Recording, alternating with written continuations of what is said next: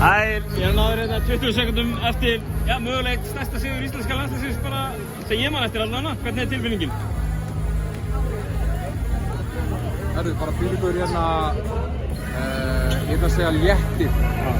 Tilfinningin léttum var að við myndum vinna og hérna, og svo einhvern veginn svona erum við að glata honum einhvern veginn, hann kom svona enn og aftur. Og hérna, ég ætla að fá að taka smá ábyrgð á því, en hérna, ég er svo ótrúlega stoltur að við náðum að klára þetta og ég held að við hefum ekki náð að klára þetta ef við hefum ekki verið með þessu áhörðuna. Þetta var algjörlega bara geggjað sko. Fyrirliði liðsins í dag og að klára svona stóra, bara rísa karate sigur að klára þetta framlengingu. Hvað þú veist? Já, eins og ég segi bara, ég held að við náðum svona frákastum, stoppum svona í lokin. Þeir náttúrulega bara eru með gæði og þeir hitta ótrúlega vel. Það er bara erfitt að elta og þeir eru með stefnubreytingar og allt þetta.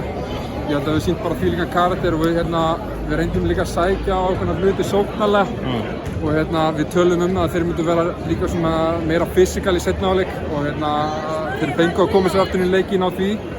En það er hjúts að ná að komast yfir það og vinna, alveg sama hvort það sé með 10 stigum eða núna 2 stigum.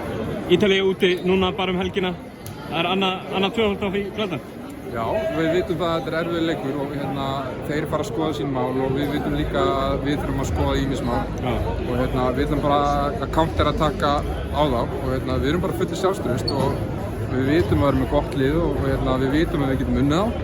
En það verður ennþá meira krefjandi á útivelli. Frábært, gangi vel.